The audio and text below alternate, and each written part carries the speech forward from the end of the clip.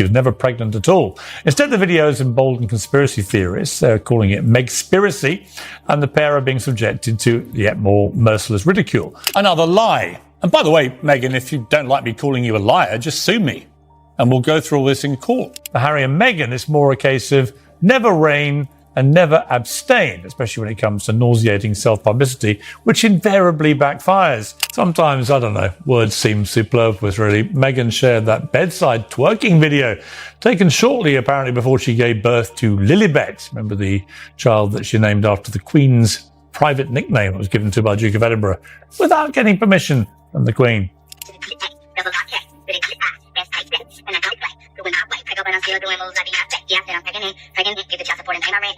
Your opinion is irrelevant because I'm a baby mama. I can do this what I want. Turn up. She a baby mama. She gon' get that baby mama. She gon' put it on. She gon' get that baby mama. Drop. In the end, I was required to apologise for disbelieving Meghan Markle. In this case, about whether you think the birth was real, whether you think there was a surrogate, whether you think Meghan was wearing a moon bump, the fact is, Harry and Meghan lied. Buckingham Palace lied on their behalf. There was a complete cover-up over the birth of Prince Archie. Harry and Meghan, ongoing debate, their war with the royal family, war against the monarchy, their specific, constant referencing to the fact that they believe they were driven out of here because of racism in Britain. Meghan wrote private letters to King Charles naming two royals who she accuses of taking part in those supposedly troubling conversations about Archie's skin colour. I was rejected by Meghan Markle. It's so utterly ridiculous. And yet people like you promote these scurrilous rumours. But there's got to be a reason that you're so angry about. No, I'm not angry with it. Here's my thing with them. I'm angry at their hypocrisy. I'm very angry about the ongoing attacks and diminishing of the reputation of the royal family and the monarchy. Piers Morgan sat across from his interviewer, wearing that familiar smirk, the kind that suggests he knows something the rest of the room doesn't. Then he dropped a line that exploded across the internet. Nearly 57,000 complaints flooded ITV, demanding his removal.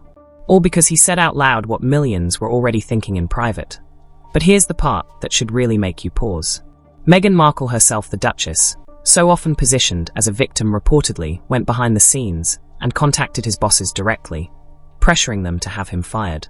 Not through formal channels, not through public statements or PR teams, just direct pressure. And Piers didn't even know it was happening until after he was already gone. Let that sink in. That Meghan filed a formal complaint with ITV, a British station, over Piers Morgan's comments about her. That was before Morgan's sudden exit as host of Good Morning Britain. A woman who regularly lectures the world about free speech and standing up to bullies was, behind closed doors, allegedly trying to silence a journalist for one simple reason. He didn't believe her story. And yet, as Piers later noted with thinly veiled satisfaction, he remains very much uncancelled. Why? Because the truth has a habit of resurfacing. And the receipts he claims to have are, by his own description, devastating. What shocked him most wasn't public backlash, it was the desperation. This wasn't about hurt feelings over a television comment. This was a calculated, behind-the-scenes attempt to end a career simply because he refused to go along with a carefully crafted narrative. And this is where things become unsettling. Every inconsistency Piers pointed out, every timeline that didn't quite add up, still hasn't been explained. Not by Meghan, not by Harry, not by the palace, not by anyone. When someone works this hard to silence critics instead of disproving them, it raises an unavoidable question. What are they trying to hide? Because at this point, it no longer looks like coincidence. It looks like a pattern. Relation from where I sit, because clearly she was trying to put huge pressure on my bosses to take action against me. Why else are you being sort of suspicious and secretive around labor and birth? And people theorized and claimed that the couple needed time to stage a story because Meghan didn't actually deliver the children. A pattern so uncomfortable that even some of Meghan's most loyal supporters have started asking questions they never wanted to ask.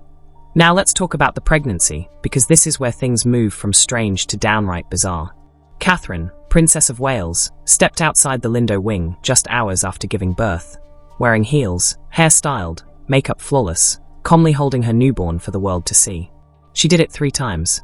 Not to show off, but to uphold tradition, transparency, and a shared public moment. Meghan, by contrast, turned pregnancy into a mystery, one where the details kept shifting. 1 week, Her bump appeared large and prominent, impossible to miss. She cradled it constantly, lowered herself carefully into chairs, and moved as though she were carrying something fragile.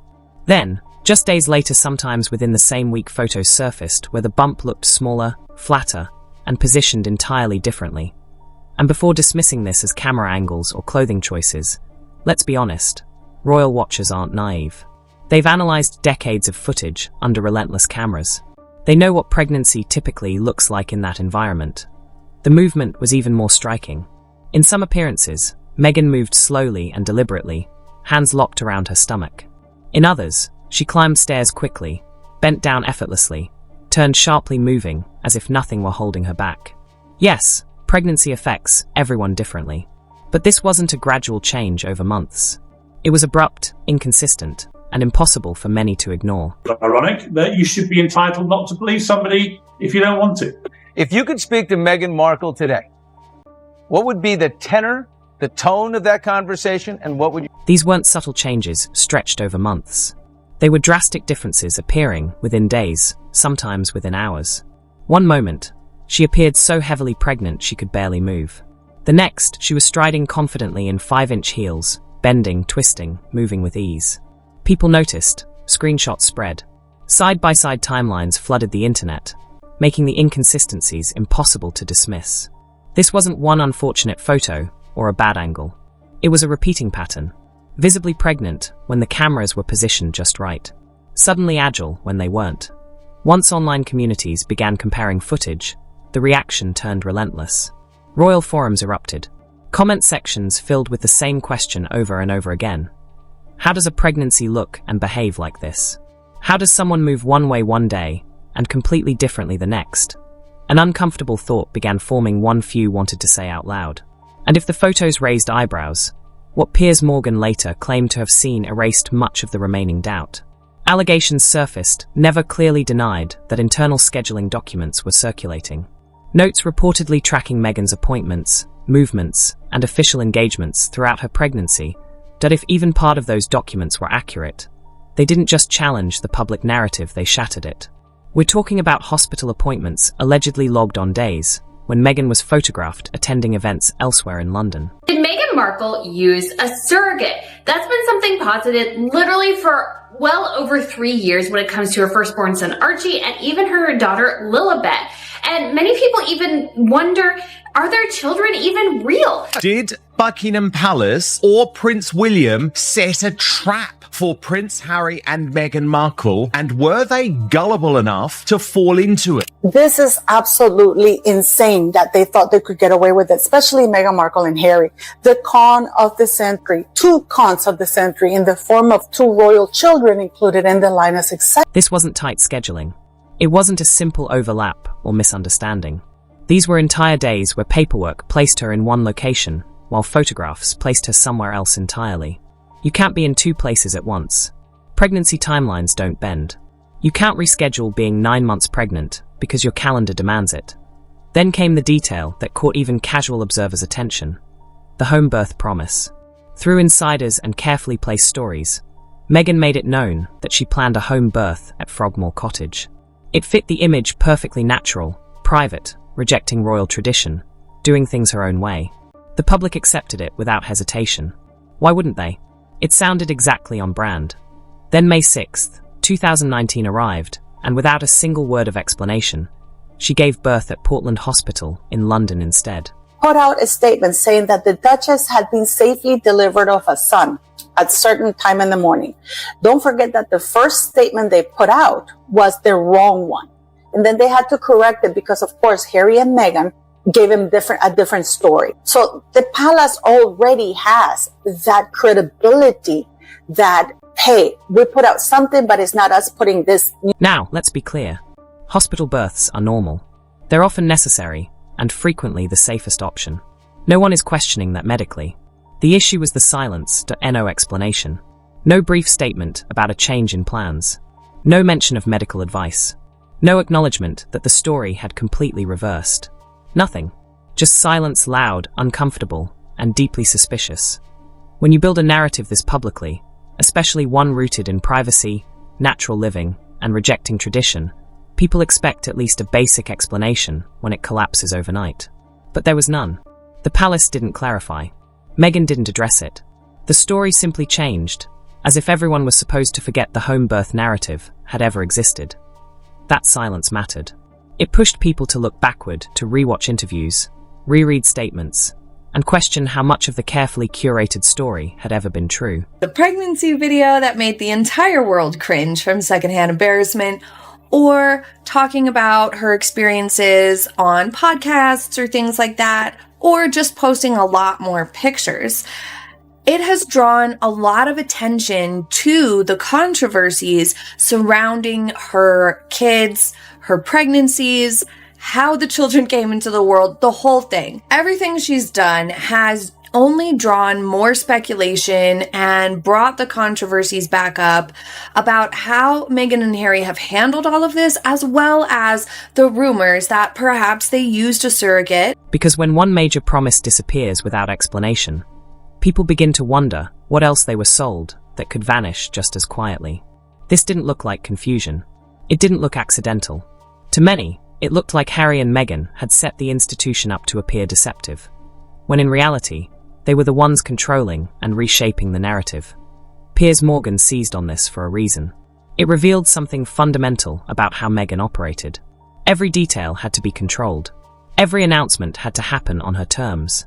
Every piece of information had to serve her image. This wasn't someone simply sharing a joyful moment with the public. It was someone directing every move, even if it meant making the palace look incompetent. Once people recognized that level of calculation, they couldn't unsee it. The fairy tale began to crack, and beneath it was something far less magical and far more deliberate than many wanted to admit. This is where the victim narrative truly began to unravel. During the Oprah interview, Meghan painted a powerful picture. Abandoned by palace staff, isolated while pregnant, trapped inside a cold institution that didn't care about her well-being. It was emotional, and it worked. Millions felt sympathy for a woman who appeared completely alone. Then reports of leaked internal memos surfaced, telling a very different story. According to documents that have never been convincingly denied, palace staff were instructed to accommodate every request Meghan made immediately. Not when possible, not when convenient. Immediately. Staff allegedly rearranged schedules, cancelled commitments, worked double shifts, handled last-minute wardrobe changes, and responded to constant unscheduled demands. Looked up, her mouth set in a particular way. Things were getting serious. I said to Meg, my love, you need a push. I didn't tell her why. I didn't tell her about the cord. I didn't tell her about the likelihood of an emergency C-section. But I said, you better push that damn baby out, regardless of what the doctor says. I see danger and I'm about to panic. Right, get that baby out of there. The doctor's saying don't push, but don't listen to her. I say to push, which is exactly what a father who's looking at a baby being born and knows nothing about the process would say. I said, you better give me everything you got, and she did. This wasn't a case of staff ignoring her needs. According to the documents being discussed, it was the opposite, an institution bending over backward to keep her satisfied. The most damaging details involved meetings and briefings. The paperwork allegedly shows Meghan declining multiple invitations to attend key discussions. She simply didn't show up.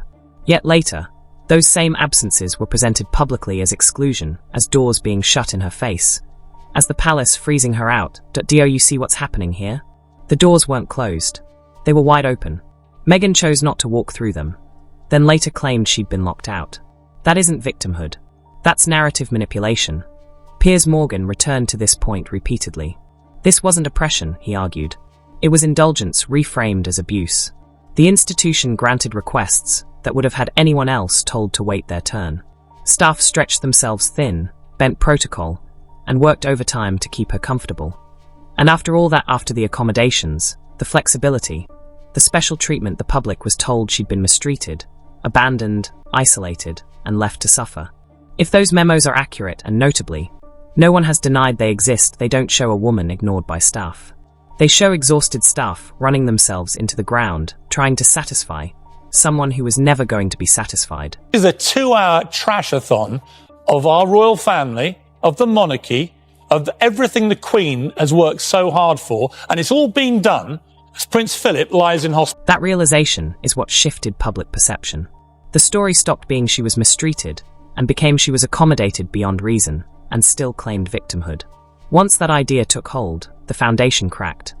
Because if the public was misled about how staff treated her, what else wasn't true? This is where the conversation went uncomfortably quiet, and where Piers Morgan's case became harder to dismiss. With all the allegations, inconsistencies, and supposed evidence circulating, Meghan's response was nothing. No statement, no clarification, no celebrity allies rushing to defend her, no palace explanation, no legal threats, nothing at all. For someone who has historically moved quickly to challenge stories she disliked, who has sued newspapers and relied on strategic leaks to protect her image, that silence was deafening. And Piers, being Piers, hammered that point relentlessly across every platform he could access. Silence, he argued, isn't neutral. It isn't taking the high road. When serious claims are paired with alleged evidence, silence sends a message. And online, you could see the shift happening in real time. People who once defended Meghan fiercely, who dismissed all criticism as racist or misogynistic, began to hesitate. The rumors of possible use of a surrogate were born. It's also where Meghan and Harry made some major mistakes that only fueled all of these rumors and issues surrounding their handling of the children, the privacy, all of it. The tone changed. It went from, this is just media bullying, to then, why won't she address it? If it isn't true, why not explain? As the silence dragged on, the questions grew louder. Critics filled the vacuum with more analysis, more side-by-side comparisons, more alleged documentation. Old timelines resurfaced. Videos were examined frame by frame. The internal documents were shared, reshared, and dissected from every angle. And with no pushback, no clear denial, speculation hardened into suspicion.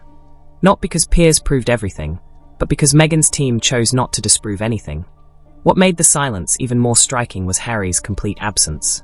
This is the man who rebuilt his public identity around protecting his family from media lies. He's spoken repeatedly about defending his wife from false narratives. Yet when faced with direct allegations about his wife's pregnancy and the birth of his children, he said nothing. No denial.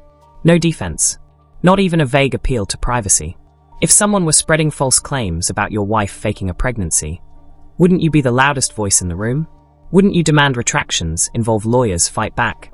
But there was nothing. And in the court of public opinion, silence like that doesn't read as dignity. It reads as avoidance.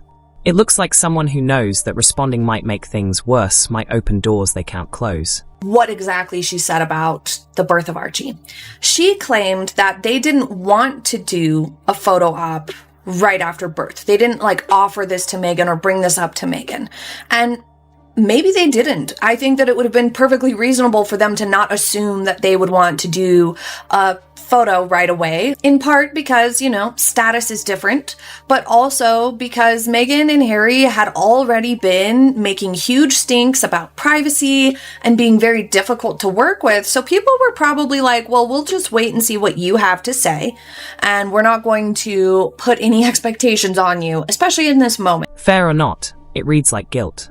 Once that idea took hold, everything changed. People began rewatching past appearances with fresh eyes, and nothing felt off-limits anymore. Not even the Oprah interview that had once been treated as untouchable. Piers Morgan dissected that interview moment by moment, in a way that unsettled even some of his critics. He pointed to pauses that felt almost too precise. Tears that welled, but never quite fell stopping, just short of ruining the makeup. Emotional peaks that rose, crested, and released with near-perfect timing. According to observers, and this is what angered people most, the vulnerability didn't feel spontaneous. It felt practiced. Not fake, but rehearsed. Performed by someone who knew exactly which emotional notes to hit to produce a specific response. Then Piers went further, in a move some called insightful, and others called cruel. He placed the Oprah interview alongside Meghan's earlier podcasts and media appearances. The similarities were hard to ignore. The same cadence, the same pacing, the same emotional build-up, the same dramatic pauses. Once people saw it, they couldn't unsee it. Many. This no longer looked like raw pain being shared in the moment. It looked like a performance refined over time, carefully shaped until it appeared effortless. And once that idea took root, it became impossible for some viewers to see her the same way again. Harry and Meghan and this ridiculous surrogacy rumor that absolutely refuses to die, and how they fueled it through making mistake after mistake. So guys, just to kind of start off with, Meghan Markle announced her pregnancy in October 2018, and it was right as they were going on tour in Australia, and I think it was done as a way to explain why some of Meghan's clothes were not fitting her quite right, even though she was very, very early in her pregnancy, because she has a boxier frame, not body shaming at all, just explaining she has a boxier frame. So I think what she ended up doing was, that some of those clothes just didn't fit her any. What once felt raw and genuine now felt produced engineered for emotional impact. That's the risk of being too polished in vulnerability. Eventually, people stop seeing emotion and start seeing technique. This is where Piers made his most explosive claim, the one that earned him the fiercest backlash, but also resonated most with skeptics. He argued that motherhood itself had become Meghan's ultimate shield from criticism, by centering her public image on pregnancy, fragility, and emotional struggle. He claimed she created a kind of cultural force field. Questioning inconsistencies suddenly looked cruel. Asking for clarification became an attack on a pregnant woman. Any criticism, no matter how measured, was reframed as bullying or abuse. And culturally, that works. Society is conditioned to protect expectant mothers, to show grace, to avoid confrontation. Piers argued that instinct was being deliberately activated, that whenever scrutiny intensified, the focus shifted back to pregnancy stress and emotional hardship. And just like that, the conversation ended. Leaving the right to be allowed to have an opinion. Morgan defending himself Wednesday and doubling down. People want to believe Meghan Markle. That's entirely their right. I don't believe almost anything that comes out of her mouth. He wasn't arguing that motherhood itself was fake. He was arguing that it was being deployed as a narrative shield whenever scrutiny got too close, turning reasonable questions into something morally forbidden. Whether you agree with him or not, one thing became hard to deny. There was a pattern. Each time difficult questions surfaced, the spotlight shifted back to Meghan's suffering as a pregnant woman. And with that shift, the original questions disappeared beneath accusations of cruelty for even asking them. But once people began recognizing that pattern, it lost its power. Instead of silencing critics, it energized them. Because it led to the question that changes everything. If the story is solid, if the truth holds up, if nothing is being hidden, why does it require this much protection?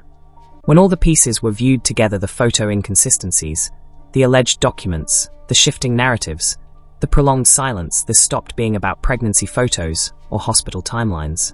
It became about trust, about credibility, about whether anything Meghan and Harry had told the public could still be taken at face value. Hearing from someone else, a close friend of Meghan's appearing on UK TV saying there's proof, emails and texts to back up Meghan's account of her mental health issues. I know that the family and the staff were well aware of the extent of it, and though their recollections may vary, ours don't, because we lived through it with them. And there are many emails and texts to support that. Are you saying that the whole family and the whole staff knew that there was a woman within the palace walls who was deeply struggling? Because here's the harsh reality. Once people feel they've been sold a story that doesn't add up, they begin questioning everything. Not loudly, not angrily, but persistently. That kind of doubt doesn't shout, it lingers. It shadows every interview, every appearance, every carefully chosen word. The damage didn't come from a single accusation. It came from accumulation. Inconsistency stacked on inconsistency until the foundation finally gave way. Shifting timelines, conflicting schedules, staged moments, pre-written announcements, silence when challenged. Together, they formed a picture millions of people couldn't reconcile with the victim narrative they were asked to believe. The contrast made it worse. Catherine, Princess of Wales, stepped outside the hospital just hours after giving birth 3 separate times, heels on, makeup done, openly sharing those moments with the public. Transparent, traditional, consistent. Meghan did the opposite. She turned pregnancy into a mystery, altered the story more than once, kept the public guessing, then reacted with anger when questions followed. Secrecy bred suspicion. Inconsistency bred doubt. And when explanations were replaced with silence, people began drawing their own conclusions. Either Archie or Lily, and it needs to happen. They need to prove that those children Meghan and Harry are not entitled to privacy in this matter. And their privacy is trumped by our right to know that no bastard is going to sit on the throne of this country. All Harry and Meghan need to do is prove to us that she popped those babies out. And that's all they need to do. And if they don't, it is unfair on the children.